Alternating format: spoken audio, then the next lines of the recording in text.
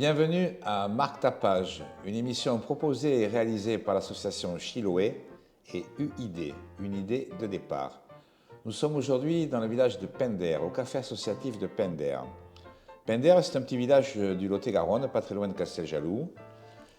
C'est, on peut dire, la porte de la forêt landaise. Dans ce village, il y a 4 routes. Une qui revient sur Casteljaloux, une qui amène à Pompogne, une qui s'enfonce dans la forêt et une autre qui s'enfonce encore plus dans la forêt.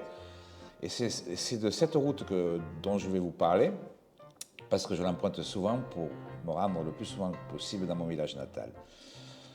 Donc, de Pender, nous allons prendre la direction d'Allons.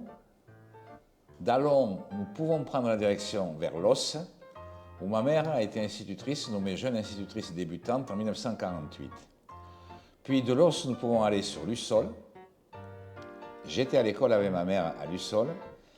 Elle était institutrice dans une classe unique, donc il y avait des enfants du CP au certificat d'études. Puis ensuite, je suis allé à l'école avec mon père, au village de Ville-Soubiran. Mon père est resté toute sa vie d'instit à Ville-Soubiran. C'était au début des années 50. C'était un monde très différent d'aujourd'hui. Il y avait 3 voitures dans le village de Ville-Soubiran, 3 téléphones, un tracteur communal, une tronçonneuse Maculoc. Il y avait, je ne sais plus le nombre d'habitants, 200 ou 300. Il y avait, je pense, 45 métayers résignés. C'était un statut difficile, les métayers résignés. Un métayer, ça veut dire qu'il ne travaille pas la terre pour lui, il travaille pour un propriétaire. Donc il faut tout partager. Les poules, les œufs, les canards, le blé, le seigle, le lait, les cochons, les dindes, les dindons, les canards. Et résigner, donc c'était travailler dans la forêt pour faire couler la résine sur les pins. La récolter, c'était un complément de salaire. Après la Seconde Guerre mondiale, il y a eu des conflits sociaux très forts dans les Landes et dans le Lot-et-Garonne concernant les métayers. Je vous invite à regarder sur Internet. Il y a plein de sites qui pourront vous informer sur les conflits sociaux dans les Landes et dans la partie landaise du Lot-et-Garonne après la Seconde Guerre mondiale. Le monde des années 50, c'est pas le monde d'aujourd'hui. L'électricité elle est en 110 volts. L'eau, il est à la pompe du puits communal sur la place du village. Certaines maisons ont une pompe à l'intérieur de la maison. L'école de Lussol avait une pompe à l'intérieur de l'école. Dans les fermes perdues dans la forêt, il y avait des puits avec les balanciers, ces grands balanciers au bout d'une perche et le seau. Il n'y avait pas la profusion de vêtements, de nourriture d'aujourd'hui. Il n'y avait pas de grandes surfaces. Il n'y avait pas toute l'abondance des vêtements. Jusqu'en 1948, il y a des tickets d'alimentation et de rationnement sur la ville d'Agen. Alors en campagne, bon, on mangeait, mais on était habillés sobrement. Il n'y avait pas de congélateur, il n'y avait pas de frigo, il n'y avait pas de téléphone portable, il n'y avait pas d'ordinateur portable. Nous allions à l'école le lundi, mardi, mercredi. Jeudi, c'était pour le catéchisme, pour ceux qui voulaient y aller. Et nous allions à l'école vendredi et samedi toute la journée. Les programmes scolaires, c'était simple. Lecture, calcul, écriture, histoire, géographie, sciences naturelles. Écrire, c'était beaucoup de dictées, beaucoup de lecture. Il y avait bien sûr la phrase de morale au tableau quand on commençait la leçon. En dehors du temps scolaire, bien, on jouait dans le village. J'ai souvenir, des fois c'était gentil, les jeux étaient gentils. Des fois c'était de la bagarre, à coups de bâton ou à coups de lance-pierre. J'ai quelques souvenirs de bleus mémorables. Après, les adultes n'hésitaient pas à intervenir si on dérapait. Ce que je voudrais dire aussi, c'est que c'était une époque où, certes, on avait des moments de liberté où on pouvait jouer, mais c'était une époque aussi où les enfants, dès qu'ils marchaient, dès qu'ils avaient un peu l'âge de raison, ils travaillaient avec les parents. Soit sur les fermes, soit en forêt, soit dans les activités artisanales qui existaient dans le village. Un enfant était invité à travailler. Il n'était pas invité qu'à faire que jouer. Et bien sûr, on ne regardait pas la télé parce qu'il n'y avait pas de télé. Voilà, alors je ne vous raconte pas ça pour vous dire que c'était le paradis. Hein. C'était pas le paradis. Il y avait quand même 2 fléaux, l'alcoolisme et la tuberculose. Jusqu'en 1961, on meurt de la tuberculose, on ne sait pas vraiment la soigner. Je voudrais, avant de commencer l'émission d'aujourd'hui, je voudrais commencer par un mot sur l'école de mon père. Bon, l'école de ma mère m'a mis sur marqué à vie, celle de mon père aussi, parce qu'il y avait une armoire au fond de la classe, très haute. Alors avec mes souvenirs d'enfant, bien sûr, elle était très haute. Mais elle était haute, hein, remplie d'étagères, remplie de livres. Les livres étaient tous recouverts d'une couverture bleue, avec un papier très solide. C'était ma mère qui les recouvrait. Et il y avait une étiquette, une très belle étiquette, et sur l'étiquette blanche, ma mère, au stylo, non pas au stylo, au porte-plume à encre, écrivait le titre de l'ouvrage et le titre de l'auteur. Donc en bas, c'était plutôt pour les enfants, et plus on grandissait, plus c'était pour les grands. Et tout en haut, c'était les grands.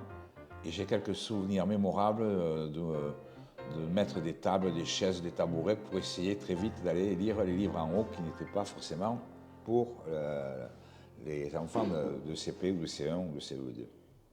Voilà ce que je peux vous dire. Et je suis quelqu'un qui est resté un lecteur. Bon, je lis moins maintenant, parce qu'après, il y a eu l'invention du livre de poche, et j'ai lu beaucoup de livres de poche. C'était la culture mondiale, quasiment mondiale, qui arrivait de partout, à des prix extrêmement raisonnables. Toutes ces choses-là aussi pour vous dire que je n'étais pas été un lecteur de BD. Et ce n'est pas sans rapport avec l'émission qu'on va faire aujourd'hui. Je n'ai pas été un lecteur de BD et je n'ai pas été un lecteur de fanzine. Or, dans l'émission d'aujourd'hui, je vais vous lire, pour la première fois de ma vie à 73 ans, un fanzine qui a été traduit de l'espagnol. Alors, je ne savais pas ce que c'était qu'un fanzine. Je ne m'étais vraiment pas intéressé, donc j'ai demandé à l'IA de m'expliquer un fanzine. J'ai trouvé les informations suivantes.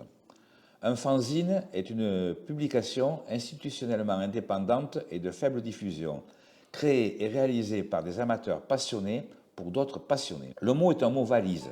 C'est la contraction du mot fan et magazine. Les sujets qui sont abordés, les thèmes sont très variés. Ils couvrent souvent des domaines culturels ou politiques, comme la science-fiction, les bandes dessinées, la musique. Les punks ont beaucoup fait de fanzines, les groupes punk, le cinéma. Alors, la production, elle est faite, c'est un produit qui est généralement produit avec un minimum de moyens, souvent de manière artisanale. C'est le style qui nous vient un petit peu d'Amérique, hein, do it yourself, fais-le toi-même, ce qui lui confère un aspect non professionnel ou brut. L'objectif des fanzines, c'est la liberté d'expression. C'est vraiment la liberté d'expression et de création et l'envie de partager des idées ou des créations hors des circuits traditionnels et commerciaux. C'est un support souvent associé à la micro-édition et bien sûr à une culture alternative. Et c'est ça qui va nous intéresser dans l'émission d'aujourd'hui. Un fanzine, donc, c'est une publication institutionnellement indépendante, de faible diffusion, créée par des amateurs passionnés pour d'autres passionnés. L'IA m'a appris que l'origine des fanzines remonte aux années 1930 aux États-Unis et sont intimement liées au monde de la science-fiction. En 1930, c'est la naissance du fanzine et le premier fanzine avéré est The Comet. En 1940, le mot fanzine devient lui-même contraction. Fanatic Magazine a été inventé en octobre 40. En 70, c'est l'apogée des fanzines, dans ce mouvement après 68 de contre-culture. Les fanzines ont connu une explosion de popularité et une diversification des sujets. Et notamment, comme je l'évoquais tout à l'heure, les punks, beaucoup de groupes punk ont créé leur propre fanzine.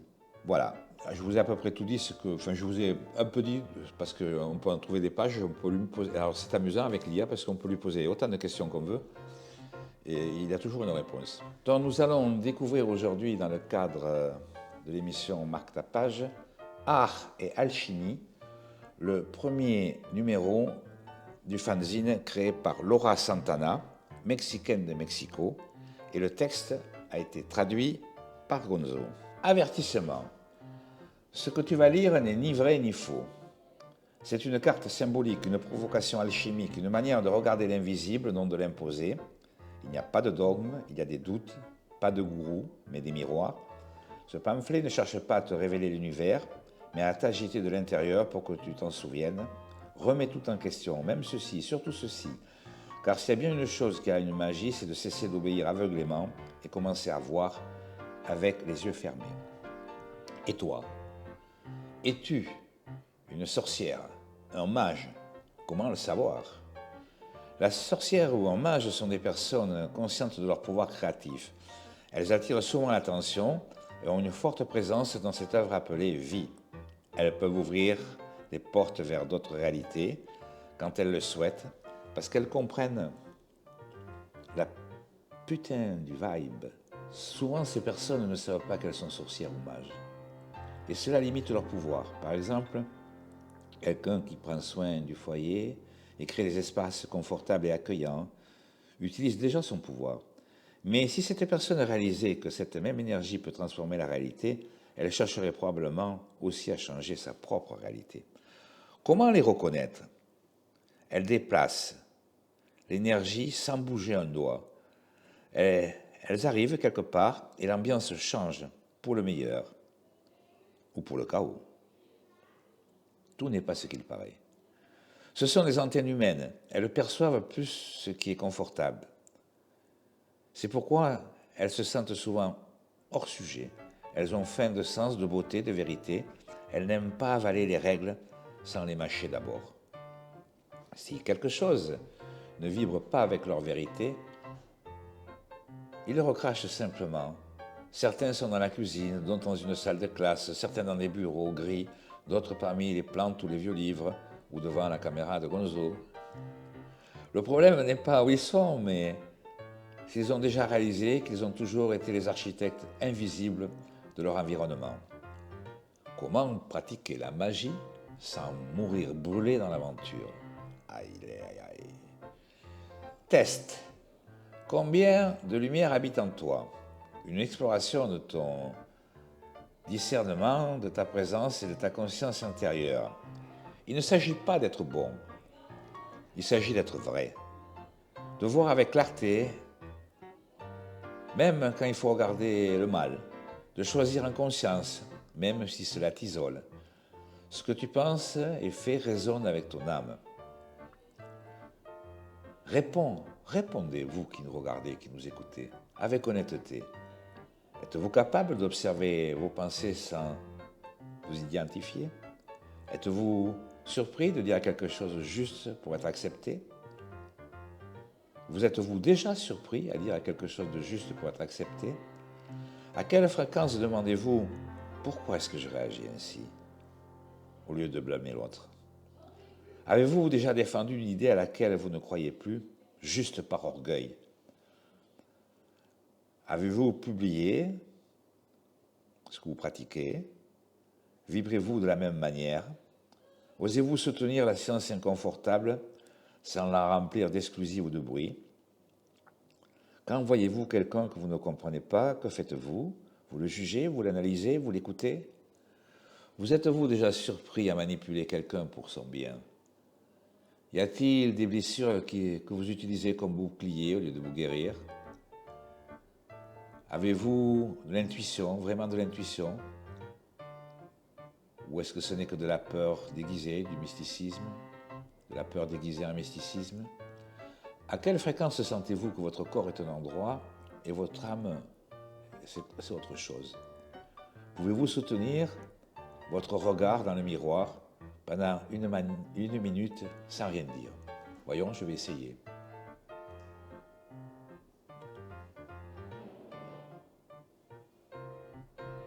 Quand je vais me regarder tout à l'heure, ça va me faire drôle.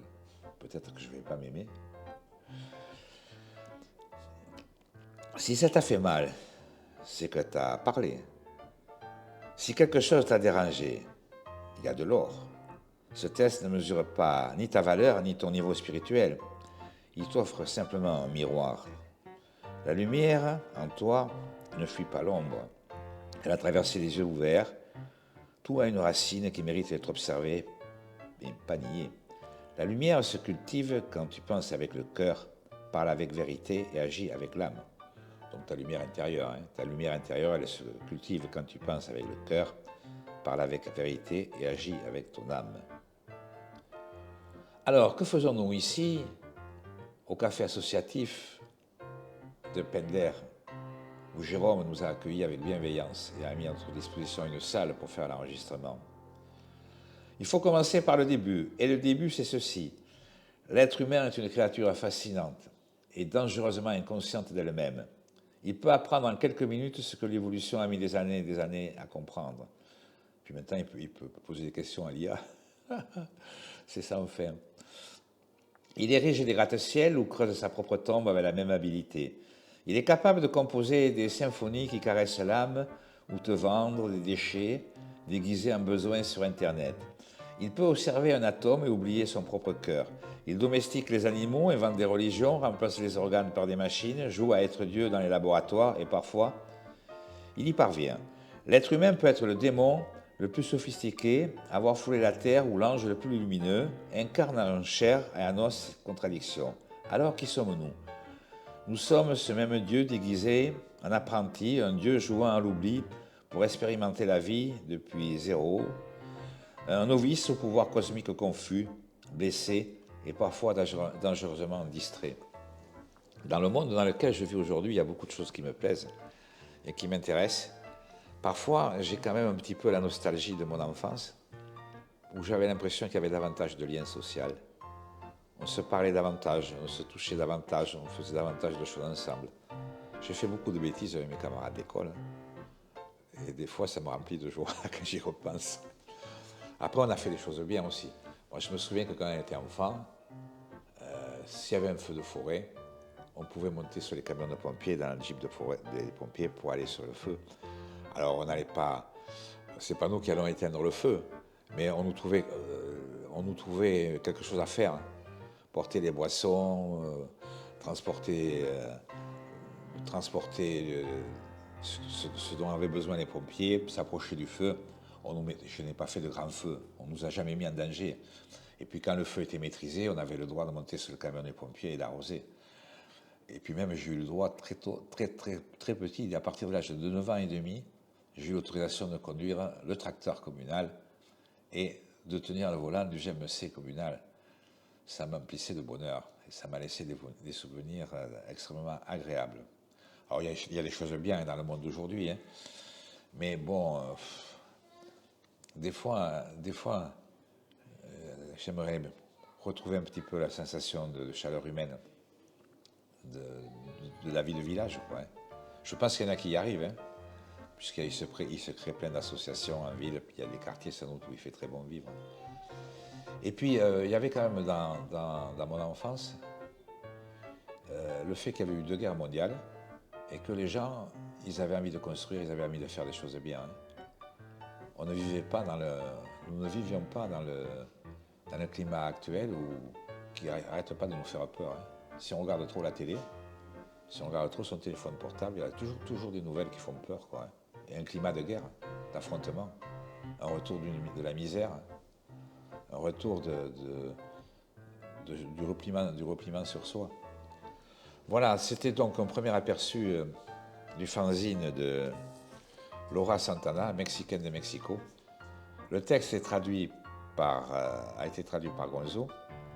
Et bien sûr, je pense que maintenant, il mettra des images, beaucoup d'images de ce fanzine, qui sera mis à disposition aussi en vente sur le site de vente sur Internet dont s'occupe Gonzo. Vous étiez à l'écoute de Marc Tapage, une émission proposée et réalisée par Chiloé, l'association Chiloé, et UID, une idée de départ. Une idée de départ, c'est en général toujours de se parler, de se rencontrer, de chercher des choses autour de nous qui sont sympas, qui peuvent nous réunir, nous rapprocher, au lieu de nous mener à l'affrontement. Ah oui, j'ai lu un petit papier aussi cette semaine, je suis moyennement partagé avec son contenu. Il dit que l'être humain, c'est le seul qui lorsqu'il affronte l'autre humain, tue. Il dit que beaucoup d'animaux se battent pour des territoires, pour des femelles, pour des possessions diverses de nourriture, mais qu'il n'y a pas forcément systématiquement le meurtre. Et surtout le meurtre pour rien. Voilà, je ne sais pas si c'est un point de vue vraiment vrai à 100%. Bon, c'est vrai que les chiens, quand ils se battent entre eux, ils ne vont pas se battre jusqu'à la mort quand même. Et les loups non plus. Si l'animal vaincu se met en position de vaincu, le combat s'arrête. Je ne sais pas si c'est aujourd'hui pareil. Voilà. Et puis dans mon enfance, il n'y avait pas tous les robots, toutes les machines, tous les automates qu'il y a aujourd'hui. Et il n'y avait pas de drones non plus. voilà, on essayait de voler en sautant des toits. J'ai souvenir d'avoir fait des concours, sauter des toits de plus en plus haut pour voir ce que ça faisait. À partir d'une certaine hauteur, j'ai arrêté de sauter. Il y avait beaucoup de jeux enfants qui nous aidaient à nous mesurer nous-mêmes. Nous mesurer à nous-mêmes et nous mesurer aux autres. Je pense avoir tout dit pour aujourd'hui. Merci de nous avoir prêté attention et à bientôt.